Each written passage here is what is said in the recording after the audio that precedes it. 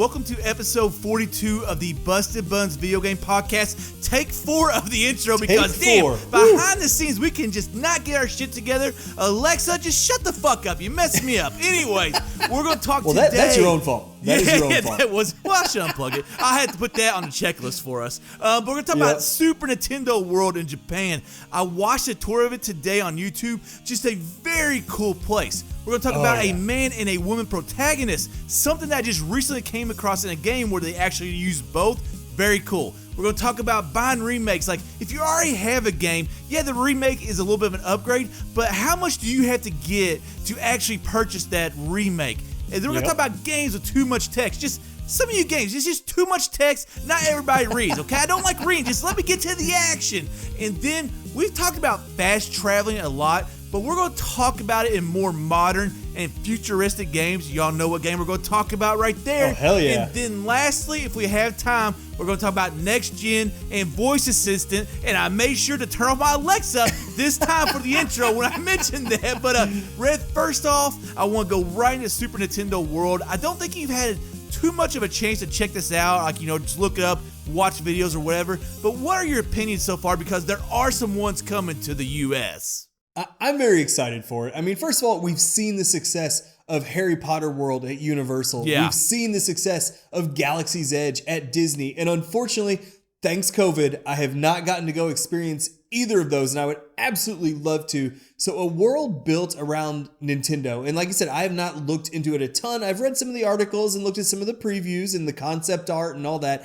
It excites me. Like, I love that these companies are taking their intellectual property and trying to find another way to get fans engaged. And what better way than an interactive theme park / world that you can walk through? Because if they can deliver half as good as everyone talks about, like I said, the Harry Potter world and the Star Wars world, like if they can come anywhere close to that, then I am absolutely all for it, because those two theme parks have gotten rave reviews. So if Nintendo can come through, and you have so many great Nintendo first party properties. You've got Mario, of course, being the big one, but you get Zelda, Donkey Kong, Star Fox, Metroid, like the number of zones or whatever you want to call it within the Nintendo world that you could eventually do is mind-blowing. And the one that makes me very, very excited is, Mario Kart. Mario Kart World. Like, just because, riding go-karts in Mario Kart, of course, is very fun. Driving go-karts in real life is an absolute blast. Hey, I think the Mario Kart ride, from what I've seen, is actually a roller coaster. So you would actually be driving them on track, which that is a very big missed opportunity. But still, the roller coaster is kind of cool. Here's what I love about it. I do love roller coasters. Yeah, this is not all of Nintendo. This is just Super Nintendo. Like, it's very focused. And that's what I love because, well, one, it's got that retro gaming feel to it. And then two, the nostalgia. So, I mean, they have so many properties. They have so many different places they can go. But they kept this very simple. They went Super Nintendo, and then they went Mario Kart, and then also Yoshi's Island, which I have not played. I tried it one time. I was like, Baby Mario, it's kind of weird. And so, you know what? I had the Super Nintendo Mini Classic Champions Limited Edition version, whatever. That had too many names too, I think. But anyways, like, I need to get back. Plus, you have a Super NES on Switch Online or whatever that you pay $5 a month. You know what? I actually got it there too, you smart ass. So I probably would play it on that because of the portable capability. Absolutely. But I just love, like I said, they have a lot of properties, but it's so cool that they just focus on these three. Keep it simple. Keep it to Super Nintendo. And keep it simple so far. Yeah, this place, it just looks amazing. And as you would guess, it looks dead up like the Super Nintendo Mario. So, I don't know, man. Just, like, if they made it all Nintendo, yes, that would be very cool. But there's so much within Nintendo that I think if you were just going to put this park in this certain area, which I'm not seeing the Japan Universal Studios layout, but I would guess it's just like a little section of that park. Obviously, it's not the whole fucking park. Y'all know what I'm trying to say here. It's just a little section. But, you can try to do too much in a little space. And they didn't try to do that. They kept it simple, and I absolutely love that. We got one coming to Hollywood. We got one coming to Singapore. We won't be visiting that one probably, at least not for 20 years with my kids and everything. But I'm very excited about the one that's coming up in Orlando, because Orlando is a place that I can make it to, but just... That's an easy trip for us. I mean, I've talked a lot about how special like Super Nintendo is to me. Like that is the gaming system that I grew up on. Yes, I had the Nintendo. Yes, I had the Nintendo 64. But when I think about my prime gaming days as an early teen or even before my teenage years, it was Super Nintendo. So going to see a place like this, like I am pumped. Maybe that's one of the first places we'll take the kids when hopefully this COVID situation's all fixed. Who knows what's going to actually happen, but, I don't think it's going to open at Orlando until maybe 2022. So hopefully we can get all this stuff wrapped up by then. I hope so, because people are still struggling with everything. It sucks. But, I don't know. Like, suck. I don't mean to I know laugh. You haven't seen it, man, but you got to be excited about being Super Nintendo and all that nostalgia. I absolutely am, because I was also we're not that far apart in age. Super Nintendo was really what got me hooked in gaming. And yeah, you're absolutely right. Like, I'm glad they're keeping it focused from the start. And if they eventually expand into the other franchise, like you said, they're doing Super Mario, Mario Kart, Yoshi's Island. If they expand into the other properties, they're already talking about expanding into Donkey Kong. Oh, which would be great. I mean, you get the jungle going on. Oh, that would look amazing. But why not Zelda? That's one of their biggest properties. Well, my only thought is that, for now they're focusing strictly on the Mario properties, which Donkey Kong originally with Jumpman was kind of a Mario property. But, it on the other hand, it gives them things that they can cycle into down the line. Like they can say, okay, we've had Yoshi's Island world for 10 years now, 5 years, whatever. Let's cycle that out. And so you don't necessarily need to expand into a bigger space. You just have to give it a facelift and give it a refresh. And then maybe you bring in the Zelda, or you bring in, like I said, the Star Fox, the F-Zero, the Kirby, all these other properties. And it gives you options to kind of refresh it. It's no different than casinos, is the way I kind of look at it. Because casinos, every 5 or 7 years, a Caesars will become a Horseshoe. And then it'll become a Binion's. That's a very different concept from Nintendo World, man. I'm sorry, but I'm sitting here. I'm like, I would love if Super Nintendo World had a bar, and then you take it to being like, you didn't say make a casino, but it's the same I don't know concept. if I can agree with that comparison right there. But okay, first of all, like I just said, if they have a bar, oh my God, I'm moving in there, man. I'm just like, I love my family and everything, but if you put me in Super Nintendo World with a bar, I'm not leaving that place. But as I was watching this video today, Nintendo-themed beers and cocktails in there. Oh, that'd be awesome. The video I was watching, it did have Nintendo-themed food, which is like, mushrooms. And they had also good stuff there, too. But one of the things that was cool is from the video I watched with Shigeru Miyamoto, whatever his name is. I can never remember his exact name. The Mario and Zelda So I'm not trying to be a jerk. I just can never remember it. But they are focused on the experience. And like what they do in Japan is they have these power-up bands that you put around your wrist, and you can hit blocks and hit all these different things, do activities. So it's not just a place that you're walking around, looking at the scenery, like, riding roller coasters. Like, they are making it about the experience and actually doing activities, which what I think is what a video game land should be. So I just love that they're doing that. And kind of taking it off video gaming, I think a lot about this with like malls and stuff. Like we've seen malls and like GameStop, for example. It's not a mall, it's a store, but it's a store usually inside of a mall. But very much inside a mall. Malls just aren't making the money that they used to. And I think one of the problems is that they're not making it about the experience, because you're going to get beat with online shopping and delivering everything. Like you're going to get beat by all that. People can beat your prices. So you have to make it about the experience. I don't think a lot of malls are trying to do that, but here's Super Nintendo World. They are trying to do that, and I think they're nailing it out of the park. And another thing that I love is, right before we move on, is that this is kind of an adult play. Like, it's a kid place, definitely, but it's also an adult theme, not theme park, but a theme area. So absolutely, I just love it. I can't wait till they come to Orlando. But anyways, both men and women are going to be excited about visiting Super Nintendo Land or World. You know why I keep on saying Super Nintendo Land? Because it's actually a fucking game. Actually, no. It's not a game. It's Super there's Mario a game Land that has landed that's on the 3DS. Y'all get where I'm going with this, but it brought me to an exciting concept with this like men and women thing, and that is with AC Valhalla. Like we've seen a lot of games, you got to pick a man or a woman as your protagonist.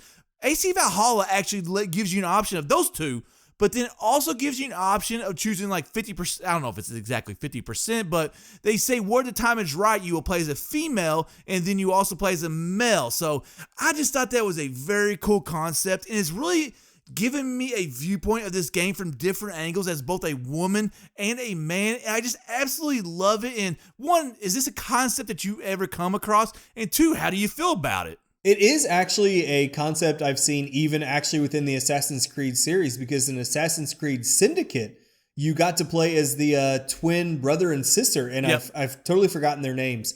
But I thought, like, depending on the various quests or side quests or missions, you played as the male, you played as the brother, and in some you played as the sister. So it doesn't shock me that Assassin's Creed would be one of the series. It's okay. I can't say Shigeru Miyamoto. Well, we can't say anything right now, apparently. Though. But no, so like it doesn't shock me that Assassin's Creed would be one of the series to really push this forward, because like I said, Syndicate really was a showcase for you play part of the game as a female, you play part of the game as the male, and then they got away from it there for a while. Yep. In Origins, the main character was a male, but occasionally you played as his wife. And then in Odyssey, you could select at the very beginning of the game, like you mentioned, you play 100% through as a male or as a female. But you couldn't do both. That in gaming. Right. We've seen that in gaming for a long time. Like going back to like even Mass Effect, when you had Fem-Shep and Male-Shep was the whole big argument. You know, your Commander Shepard was you could pick a male or a female. And, you know, and some people preferred one voice actor and some people preferred the other voice actor. And so I love the idea where a game either has multiple protagonists that you switch between, or gives you options to play, like, okay, in this stage you're going to play as a man, in this stage, you know, if you want to play as a woman over here, you can play as a woman. And to me, it's just, I feel like it is that next step. But I will say, I think the only thing that is kind of lost where you get the flexibility to pick is that you can't tell a uniquely male or a uniquely female story if it's basically the same dialogue, but just a different skin on the character. And I know, like, there's so many different experiences for men and women in the world. I am not any kind of like social expert, but like video games told from a woman's point of view or from, you know, a woman's perspective versus a men's perspective are very different. So I liked, and I know I'm kind of going a little off the rails here, but I kind of like where Syndicate said, we have side missions set up that you play as a female and you get a female's perspective. And then you also have side missions you play as a male and you have a male's perspective. The games where you choose up front, it literally is the exact same dialogue, the exact same experience, just with a different body. Cyberpunk that we both just played through. Yes, there's a little differences, but at the same time, it's still basically the same game, whether you play as a male or a female. So I'm curious how Valhalla handles that, because I haven't played it yet. Can you speak any more to that? Those differences are big right now, I think, as a male and a female going through the game differently. But I think as we get into the future, I think they're going to start bringing those together, which I think is a really cool concept. You know, it's kind of like, you know, the whole women are equal and they can do the same thing as men, which being a father of 3 daughters, I absolutely love that. So, you know, as I think we go into the future, those differences are there, but, you know, like having 3 daughters, I hope that we do kind of bring those together, like, you know, and those do become more similar stuff. So, I don't know, just the whole concept really just excites me. And like you kind of talk about, like, you got to be careful with the stories, like, you know, in a story structure, like you kind of said, sometimes it is hard to tell, like, you know, the same story as, like, you know, using a man or a woman. So this is why I like AC Valhalla, because it uses them, like, it has 2 different stories, but it's bringing them together. And I really think that games going forward, if you're going to use a male and a female protagonist, I think you kind of got to have 2 different stories that you bring together. Like, I think I don't know, I've never developed a game, but I would think it's very tough, like, to have the same story and put, like, you know, a male in one and a female in the other and kind of figure that out. Maybe it's not, but I feel like it would be. But I mean, this kind of gives us an opportunity, I think, like, because I think some people be in their brain like, oh, here's this particular story and I want it to be a male. And like, I would like to see more females in games as protagonists. Like, we got some so far and we're getting more. Now, I would also like to see men. Like, you know, it really depends on the franchise. Like in Zelda, I'm getting so fucking sick and tired of everybody wanting a female Link. And it's not, and don't be, oh, you're sexist, blah, blah, blah. No, I have 3 fucking daughters. I ain't sexist. Goddamn, quit using a lazy fucking argument. That's a lazy fucking argument. No, just I'm a traditionalist. Yes, I like males in my Zelda games as a protagonist, but guess what? In Tomb Raider or in Horizon Zero Dawn, I like it to be female because that's what I've played. So it just depends on the franchise and what you want. So don't use that lazy ass argument, but just, I'm very excited. Go ahead. That's one thing I really liked where I literally Origins. Yep. Like you only got to play as a female for a little bit, but if they took that concept and expanded it a little bit, where for part of it you're the dude, part of it you're the girl, and but their stories intertwined. Yeah. And they did bring them together. Yes, it was very much a male dominated story, but you did have the sections you played as the female, and the stories did intertwine. They did come together. If they could take that onto a broader level, like I think that would be really good. And some games do lend themselves better to a male story. Some games absolutely lend themselves better to a female story. And I think if more franchises, especially more open world ones, where there's so much to do, so much to explore, so many stories you can tell within an open world game, that gives you more flexibility to play around with that gender a little bit. Whereas if you're telling a very cinematic, straight line, kind of rail-driven story, yes, you probably want to focus on one or the other, whichever story you're trying to tell. Like Senua worked great as a female-driven story. Gears of War works great as a male-driven story, although Gears 5 has Kate, the female, as one of the main characters. So I just think it all depends on the type of game, the type of story you're trying to tell, and marrying the two concepts together, I think does work best in an open world game where there's so many stories and so much space to explore both sides. Whereas in a more on the rails, straight line game, you're probably, you're talking like an 8 to 10 hour game. Yeah. You're probably only going to tell it from a male's perspective or from a female's perspective. Agreed. So there is room for all of the above. I think just playing Valhalla made me realize that if more games are structured this way, we could have a male and a female in each game, and you wouldn't have to make a choice. And I think not having to make a choice and get both of them, I think it's just a very cool concept. I really like it. Like I said, I would like to see more females in games. But I also have my games where I do want to see males, and so I think you talk about open world. Like I think it's a great way to just kind of bring it all together and allow both genders. And to me, it's just very, very, very exciting. We want to say we're not trying to offend anybody by that conversation, because I'm actually pro-woman and pro-women being in games, because third time, father of 3 daughters. But just it's something I kind of want to talk about. I thought it was very cool. And I think it's cool to see and experience in a game from both gender viewpoints. I just thought that was really fun. But anyways, one place you won't usually see a gender protagonist update is in a remake, because the game's already been made before. Yep. Which brings me to an exciting remake that just came out recently, and that is Super Mario 3D World. And right here, I don't think you're going to buy it, but here's how I want to throw it to you. Okay, these remakes like this, where you're basically, it's a port, that's what it is. These games, like, okay, what makes you buy them? What makes you want them? It's tough to say, because it is different for every remake. Like, okay, let's say, for example, the one we're talking about, Super Mario 3D World, just released. I have no intention of buying it. I played it on the Wii U. I thought it was just fine. I didn't think it was, the second coming of Mario, whatever. It was just fine. It was a solid Mario game, but nothing exceptional. And this port does not seem to be anything that will blow me out of the water. Like, I've read a little bit of the previews of the Bowser's Fury, the add-on that comes with it, and even that just sounds, I'm still like, whatever.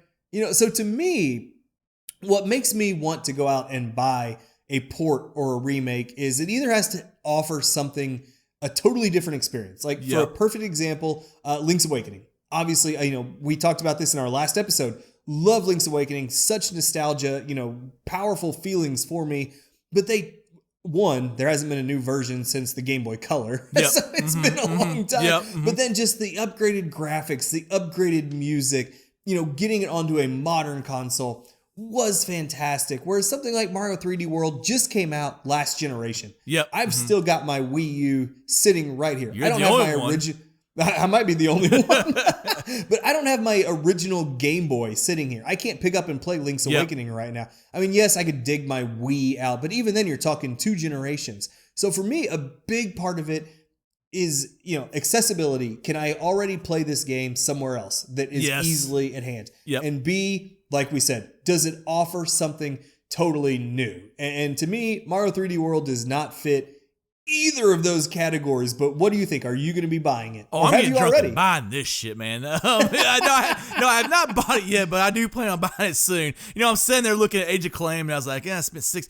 My wife might be listening to this. I spent $10 is on sale, but I haven't gotten around to it yet. But no, man, because for me, like you kind of talk about how what's your accessibility? Like my Wii U's not sent out anymore. Like why the hell would my Wii I've almost said PS5. There's a spot for the PS5 right now. There's just not one there. Oh, it's so empty and depressing right now. I got a spot for my PS5, my Xbox Series X, which I do have that one, and then on top the PS4 Pro, which I don't know if that'll stay there, and then my Nintendo Switch. That's all I have right now. Could I put, I want to say could I put more? No, because the damn new next gen is so big. They only got a certain amount of space, but I don't have my Wii U hooked up. I don't know what I'm talking about that because it doesn't fucking matter, all right? I'm buying this game because, god damn it, it's a Mario game on, not new, yeah, it is a Mario game on a new system, and you cannot beat Mario games. I don't care, well, except for Sunshine. Damn, that's a bad game. Anyways, like Super Mario 3D World, like, it's not that great of a game, but it's still a very fun Mario game. No, I don't put it at the top, but I really enjoyed playing that game. And you being a cat person, I thought you would have enjoyed it more. But I enjoyed it. It was fine, though. It was just fine. Like, I stacked that. Like, that came right after Galaxy 1 and 2. I mean, that was the bar it was weighed against. And to me, it did not even come close to clearing that bar. But go ahead. Well, you had the camera, too. Like, the camera wasn't fully 3D. Like, it would take angles and stuff. And, like, how many Mario games have you made, Nintendo? Why are you making a new Mario? Because you rush it. That's why. Because the Wii U was selling like shit. You need a Mario game. You rush it, and you put some points with only certain angles. So, just, and the cat thing. I'm not a huge cat person. I'm more of a dog person. So, that was, I wasn't against it. It was okay. But, no, to me, it all comes back to it's a still, even though I think it's bad, even though I would rank it low in Mario games, it's still a great Mario game. And overall, it's still a great game. So you give me that game, you enhance the graphics a little bit, and then you give me, able to play it portable, which, and I'm always looking for games to pull out my Nintendo Switch. Because Age of Calamity, we talked about Hyrule Warriors. I'm not really that excited about it. That's why it's been out for a while. I played one level. Now, a lot of that has to do with getting an Xbox Series X. But anyway, I continue on. But no, and then you add in Bowser's Fury. I remember I was watching a review. Well, maybe not. It was something like a review or trailer or something on Bowser's Fury. I was like, you know what? That's enough for me to buy it. Now, like I said, I don't think this is a sober purchase. I think this is a drunk purchase. Let's be honest. Most of our video game purchases at this point in our life are drunk purchases. I gotta get a little bit of courage, but I will buy it because a fantastic 3D Mario game on the Switch, it's just every time we talk about the Switch, I get disappointed. It's inferior, obviously, to next gen, but having the portability aspect of a Switch, there is still something there, but they're just not. And the Nintendo first party lineup is still amazing. But last year was a little bit, and this is a little off topic, but last year was a little bit of a letdown in terms of Nintendo Switch games. Agreed. I'm hoping this year really delivers. But it's funny because we have bought a lot of remakes in our life. We've talked about mostly drunk, but when we got the Wii U, we bought Twilight Princess HD, Wind Waker HD. When we got our 3DSs, what did we buy? Ocarina of Time, Majora's Mask. And let's be honest, we both fucking bought Mario Kart for the Wii U and the Nintendo Switch. Well, it's Mario Kart, of course. Yeah, that was the exact same game too, man. They really got us on that one. Good job, Nintendo. Plus, we probably paid for the DLC on the Wii U, then still paid for the same damn thing on the Switch. No, it came with the Switch version, I believe. See, it came That's with the why Switch it was deluxe. Version, But no, it really is hit or miss. Some games, obviously, Ocarina of Time to get on the 3DS before the Switch was out. That was great to have that portable. And then Majora's Mask, I thought some of the quality of life improvements alone made it worth the purchase, even though the boss changes fucking sucked, in my opinion. But then, Twilight Princess HD and Wind Waker HD, again, 2 generations removed from the GameCube version of those games. I know a lot of people probably played Twilight Princess on the Wii, but hey, Link is always left-handed to me, not that right-handed mirror bullshit on the Wii. But and plus, we're Zelda fans. I feel like we are whores for Zelda. We will buy Zelda games multiple times, as we have on Virtual Console and 3DS and every other thing available. So it really is a case-by-case instance. If it's a game I feel is worth going out and spending 40, 50, 60 bucks on the remake. Like I said, Link's Awakening was definitely one because of the new art style, or even instances where the game is a direct port, but I didn't play the original. Yep. So on the Wii U, there's been on the Switch, I bought Donkey Kong Country Tropical Freeze and Toad's Treasure Tracker because I never played them on the Wii U. So for me, that was worth my money. Yep. And they look amazing on the Switch, but and I know I've blabbered. I will shut up eventually. I mean, here's my thing about it, man. I bought new Super Mario Brothers U Switch Champion exclusive Gold Silver Edition Deluxe. Like, I bought that game. So if I buy that game, it's almost like, why would you not buy a 3D Mario game? But anyways, one concept that we wouldn't like getting added in a remake is more text. Don't ever add more text to a game that's already been made. And that kind of brought me to this, topic of I'm playing Cyberpunk right now. And there's a lot of text. And I kind of wanted to I know you're enjoying Cyberpunk, and I know you actually like reading more text than I do, but I kind of want to ask you, when does too much text become an issue? Dude, you're asking the wrong person about text in video games because you know I like to read a ton. Just in real life, outside of video games. I love reading novels, books, stories, magazines, whatever. But you're reading a book to read a book. Like, you're playing a game to play a game. And when you're reading text, I don't think you're necessarily playing the game, but go ahead. Okay, you're also talking to the guy who has probably read every single book in the Elder Scrolls 3 Morrowind. And that's a lot of fucking books. That is. No, to me, it's like, I love when text adds to the lore of a game and it makes sense. Like, the way I look at it, games recently, or in the last maybe 10 or 15 years, have taken two very different approaches to fill out their world. And these aren't the only two approaches, but these are the first two that I think of. I think of BioShock, the first-person shooter from, I think it was 2K Games back in the day, that you found all these audio recordings all throughout the world. So you got to listen to what happened. You got to listen to the characters' thoughts. Or you go the Elder Scrolls route, and the way a lot of RPGs have gone, I mean, going back to the days when that's all they could do was walls and walls of text. Yep. And I feel like both methods are absolutely acceptable. I love, though, when it's done to fill out the lore of the world. Like, I think, and I know Cyberpunk's kind of what's really driving this, and we'll get to that in a second, but I really think games like the Elder Scrolls that use books and notes and everything else to fill out the lore and the story of the world and the mythology and the history, that fascinates me. I love getting into the history of game worlds like that. And it's just, so to me, I am you keep throwing text. Plus the biggest advantage, and this is totally unrelated, I can sit there and drink my beer while I'm reading through the text. So, but, kind of with Cyberpunk, like you said, the text didn't really fill out the world in terms of lore, but it told you all these little encounters you had. Like you mentioned all the shards. And yes, some of them are lore and history or even fiction, but a lot of them were filling out the story of what happened when you got to a police dispatch or a gig. Yes. And one of the things is pick up the piece of evidence, and it's almost always a shard that tells you what is going on there. So I really like the way some games handle it. And just growing up from playing RPGs and things like that, where that's all you had was walls of text because you didn't have voice acting. You didn't have full motion videos.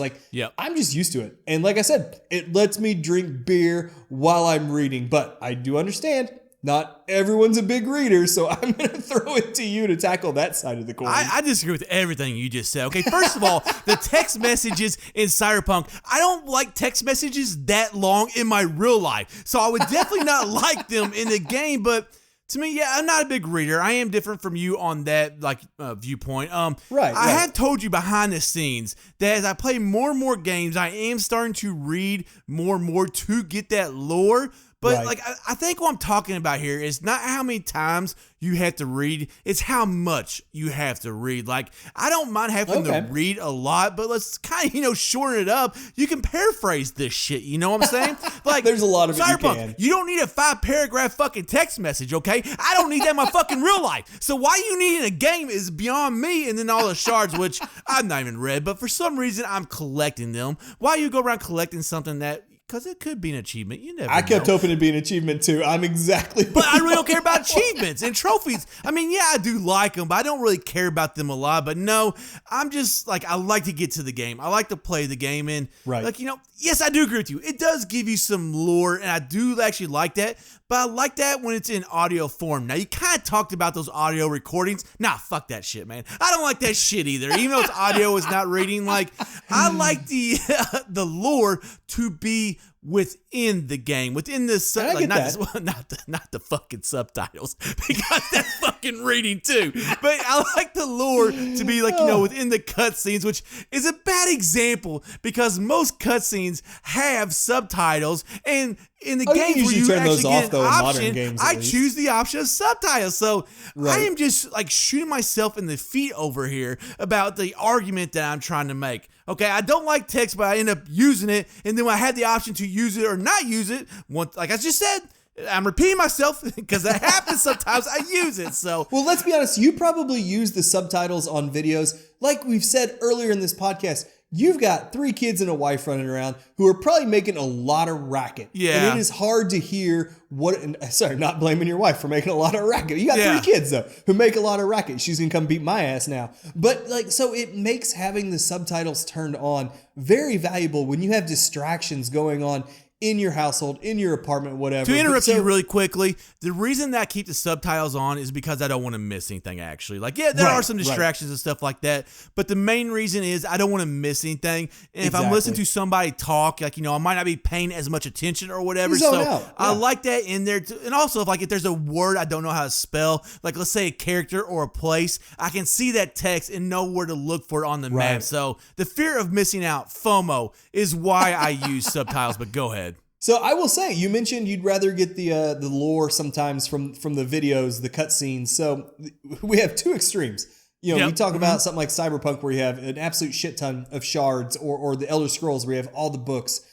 How about something like Metal Gear Solid where you have hour-long cutscenes in these games? I mean, obviously these are 2 very extreme examples on opposite sides of the spectrum, but would you rather have novels and novels and novels of books or an hour-long cutscene? I mean, I wouldn't either. Can't we find a good medium here? Like, we don't have hour cutscenes, because Death Stranding, which is a game I ranked it low. Only gave it like a 6, but that's because of like other issues in the game. Right. But it did have very long cutscenes, and I did like them. But there is that point where it's like, okay, come on, I'm playing a game and I want to get back to the game. So for me, it's kind of like that middle point. Like, I do like some text, I do like some lore, but we kind of got to get to that middle point right there where it's like, okay, for people that like to read, there's something there, but for people that don't like to read, there's not too much there. You're not getting FOMO. Like you said, you're not getting the fear of missing out. Yep. And there's like the same way with cutscenes. Like, give us a cutscene that gives us a lot of information,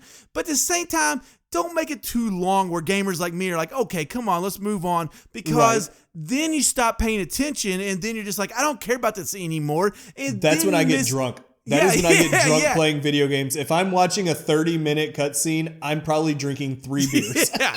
Don't play Death Stranding then, because you would get super drunk during that game. And Metal Gear Solid, I've not ever played a Metal Gear Solid game. I think I played one for like a little while, but not too long. So I really don't know about those, but the same guy made Death Stranding, so I can only imagine how bad those games are. But anyways, I don't know if I'm on the right transition. I am not on the right transition, so I'm staying with Cyberpunk. Staying with Cyberpunk. Oh good. So thank you, Red, for giving me there. I was looking at the outline. I was like, oh fuck, where's the transition I was going to? But we talked about fast traveling before. But when we did that, we talked mostly about horseback riding and fantasy walking, worlds, sprinting. But I kind of wanted to bring it up in more modern or futuristic games like, Cyberpunk, your Grand Theft Autos. How do you go about fast traveling in those games? Oh, I don't. Oh my God. In most modern world or futuristic games, I will drive everywhere because it is a ton of fun to rip through most of these video game cities in a car, especially like Cyberpunk. You're going 200 kilometers per hour. Yep. Like in these beautiful, we've kind of talked about this, kind of futuristic on the inside, classic on the outside cars. Like it is absolutely beautiful driving through these cities. And plus, to me, the more you, and this applies not just to the modern and futuristic, but like the more you fast travel, I feel like the less you really get the game world. And that's especially true when you're in a city where so much of it looks very similar. Like if I'm just fast traveling around from every location, like I get so disoriented in a city because you're just like, I have no spatial awareness for where the hell I am. But mostly just driving around a beautiful city like Cyberpunk's Night City, like you get the neon, you get the beautiful colors, or even something like Grand Theft Auto, where you get the transition from slums to downtown to outside the city, suburbs, like, and Cyberpunk has that too, of course. Like, so for me, if I'm playing a more modern or futuristic game, I'm driving everywhere. Agreed. It's a hell of a lot faster than riding on a horse. So yes, definitely. But then just you get to see the sights. And even though, yes, in most of these cities, you can't go into 95% of these buildings, it's still beautiful to see the world they put together. Yeah, if you're walking on a horse, it might take you an hour to get somewhere. If you're driving 200 miles an hour or 200 kilometers per hour in one of these awesome cars, I can get from one end of Cyberpunk's map to the other in maybe 10 minutes. And that's where I want to interrupt. Cyberpunk does really great at making their game compact. Yeah, Night City looks absolutely huge, but like you just said, you can get from one side of the map to the other. I don't know the exact timing of it, but if you have a good car, you can get there very fast. Now, GTA 5, that was a little bit different story. Yeah, that's a different story. I think one time I circled all the way around GTA 5. It took me 20 minutes, but that was circling around. It wasn't going from point A to point B, so I guess that technically would take around 10 minutes. But props to Night City, and also props to Cyberpunk for making a game that was compact, but there was still so much in it. And they really, we've heard bash on Cyberpunk, but I will admit I have gotten into the game a lot lately, and even with its issues, it's a very fun game. As we're talking about right now, you really don't have to fast travel that much because you can get from point A to point B on opposite sides of the map, and you can do it very quickly. And also, why the fuck would you want to fast travel in that game when you got to stop by these little fucking stations to get out? You got to stop by a station, you got to get out of a car, you got to hit a button just to fast travel somewhere. Cyberpunk, when CD Projekt Red, why can't I not just fast travel? Why do I have to go to a certain point to fast travel? That's bullshit. And even though I'm not fast traveling in the game, I don't like it at all. But, what are your opinions on those stations? Have you used one yet? I think it's bullshit. Again, I only used them, and we've mentioned this not just today, but in prior episodes, or I've tweeted about it. I've maybe fast traveled using those stations 3 times the entire game. I just did it once to try it. That's the only reason. Right, because there's just no reason when you can, like you said, Cyberpunk makes the world look huge, and once you get out in the Badlands, it does actually open up. Yes, but it is still you can get from point A to point B because you have amazingly fast cars. They have interstates where you don't have to worry about stoplights and intersections. It is a very well put because you worry city. about stoplights when you're playing Cyberpunk. Not usually, but I try not to run over too many civilians and get 3 stars. I want to see the gamer that stops at stoplight. Every single stoplight they get red in Cyberpunk. I want to see that gamer. But I will say the one thing we haven't even mentioned that we get in the modern or futuristic worlds that you don't get in fantasy or historical settings, the soundtracks, the car radio. Oh my God. Ever since, Grand Theft Auto 3 and Vice City started licensing real music, especially Vice City, and you got that 80s pop that was just, it set that world so well. And Cyberpunk gives you 10, 12 radio channels as well. And not all of it's my kind of music. It's a lot of that trancey house music stuff that, if you love it, great for you. It fits the setting. Not necessarily my genre, but you get a rock channel, you get a hip hop channel. There are other varieties in there. So to me, getting the music in the car really helps break up those drives, even when they are a little bit, 7 minutes instead of 4 minutes. You get to listen. And then you get the radio hosts and the news guys that pop in every now and then and tell you a little bit about what's going on. So to me, having that car radio is a really cool touch that you get in the modern and futuristic games that we don't have in the historical games unless it's Dandelion the Bard playing his lute behind you on the horse. And I gotta give props to Cyberpunk, man. Are you a big fan of some of the soundtracks though? Oh, in Cyberpunk, definitely, man. That's about where I was ready to go.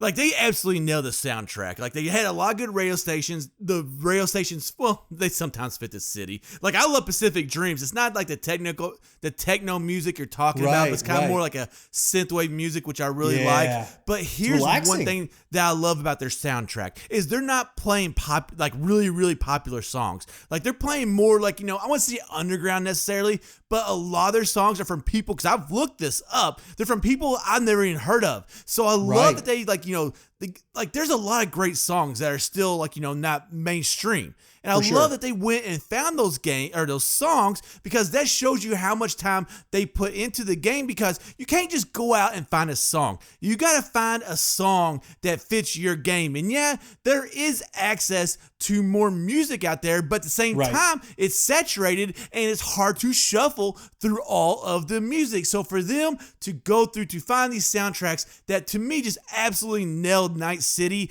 and for them not to be popular artists that might become popular artists because their song is on Cyberpunk, just an overall very big fan of that. And like because you said, people will get that soundtrack and they will see those Yes. artists. And I will say, if you watch the ending credit and you actually sit through all the ending credits, they give the credits for every single song on every single channel. That's cool. So the credits last every bit of 30 minutes probably, but they give the credit shout out to everyone. So I was scanning those, looking for artists that I knew and recognized, and there are a few on there, but just seeing like 3 or 4 artists did a ton of tracks for it, and it makes me want to go out and look into a little bit of their music. But, kind of sticking, we're talking cyberpunk, we're talking futuristic games and everything, staying with that futuristic concept. And this is something you brought up to me just recently, is this voice assistant with our next gen consoles, because you texted me and said you managed to get your Alexa hooked up to where you could get your Xbox to play whatever you want with voice commands. First of all, mind fucking blown. That's awesome. I did not know that was a thing. Tell me a little bit about that. Well, first of all, it doesn't do everything, Sally. I can't tell you that. It will not open Peacock, even though I've tried many times. But yeah, like I said, recently, I was watching one of those YouTube videos where it's like 7 tips and I said tits, tips and tricks to use on your Xbox Series, Series X. I was like, okay, I'll check this out and see what they have. And the first two, God, what was the first one? I can't remember the first one, but the second one was to set up voice assistant. And I was like, okay, I got to definitely check this out. So, I got Alexa devices all over the house, as I know now, because we had to scratch one of our intros because I said Alexa and it turned on, which you all know. Now that shit's been unplugged. That's why it's not coming on. But lesson learned. It's just something I have a lot, like I said, I have a lot of Alexa devices. So it's definitely something I wanted to check out and see what it can do. And so I hooked it up recently. And I was like, okay, Xbox, launch this game. And just doing it hands-free, man. Not that it's so much, it's a little bit faster, but it's not a ton faster. But just being able to say, hey, Xbox, do this and do that was very cool. And I was actually playing Assassin's Creed Valhalla. And I said, Xbox, open up Cyberpunk, and bam, it switched right to the game. So if you all have not checked this out, I'm guessing, I don't have a PlayStation 5, but I'm guessing the PlayStation 5 also has Alexa and Google Assistant. Those seem to be the two major ones right there. But if you've not checked this out, look into it. Most of these devices, you all have Alexa and Google. And if you don't have them, they're very, very cheap. You can get an Alexa Dot. It usually goes for $50. You can usually get on sale for like $30 or free. Dude, you've been preaching Alexa since 2 houses ago that you lived in. Yeah. I mean, it's awesome. So if you all have an Alexa device or a Google device, look into this. It's very cool. You can search a list of commands, and just hands-free makes everything so much easier and so much smoother. And I think with next gen, that's where we're trying to really get to, is making everything smooth and stuff. See, and Microsoft was ahead of the curve with the Kinect. They just couldn't message it very well.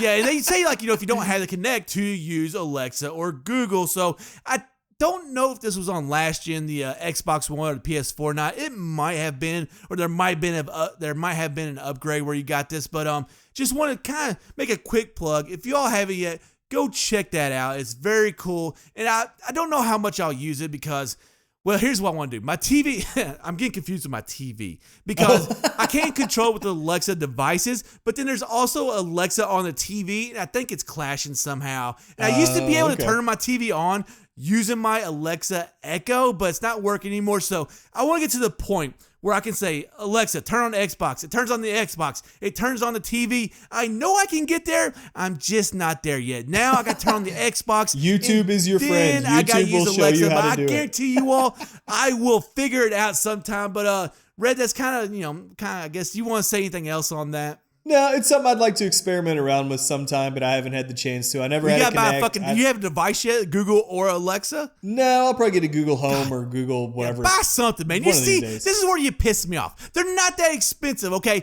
Why don't you come into 2021 and buy you a voice assistant device? Dude, I don't even have a universal remote. You can do it. You go back and live in the 1970s if you want to. Anyway, I think we're just about done with this episode. For once, we might end close to on time, but so we're going to go ahead and wrap up here. Actually, first, next episode. We got to talk about next episode. We don't want to keep doing this where we alternate from game to topics to game to topics. So we don't want to have a pattern. Right, because that gets too predictable, and we don't like to be that. So next week, we're going to keep talking about the industry and keep talking about what's going on. You good with that? Yep, definitely. All right, so we'll go and wrap this up then. All the links we're going to talk about are down in the description. You can support us on Patreon or PayPal. You don't have to, and if you don't want to pay to support us, we absolutely understand. But definitely leave us a 5-star rating on whatever platform you listen to us on. Leave us a review. Even if you don't think we're worth 5 stars, give us 5 stars anyway. We've got 2 websites out there where we sell a lot of awesome gaming merchandise. We got tgpzgaming.com and 2guysplayingzelda.com. Obviously, one's gaming oriented, one's Zelda oriented. Those are affiliate shops, so we may earn a little bit of a commission on any sales there, but definitely check them out. Now, Hick, how about you tell them about where we are on social media and YouTube? We got 2 YouTube channels, 2 Guys Playing Zelda. That's how we started. Almost 11,000 subscribers. We don't do too much with it nowadays, but we have a ton of videos on there, ton of rankings, walkthroughs, commentary. So definitely check that out. We also have a YouTube channel for TGPC Gaming. Mostly just put our podcasts on there and some Zelda videos without commentary, but it's mostly just podcasts. Not as big, but you can also check that out. We have a Discord server, so definitely go hit the link in that. We have a ton of fun there. We talk everything gaming. Nintendo, PlayStation, Xbox, PC, and then we also talk about some other stuff. It's just a ton of fun, and that's what we're telling all our fans to go to. Like, if you want to talk to us, you want to interact with us, you can hit us up on social media, but definitely go join our Discord server. And then talking about social media, you can catch us on Twitter, you can catch us on Instagram, at BustedBunsPC. But man, just another fun episode. Like, we both had kind of a rough week in different ways. Like, I've been doing some remodeling and working. You've been doing a lot of working. So, as always, it's so nice to get away, talk a little gaming. But anyways, we will see you all on the next episode.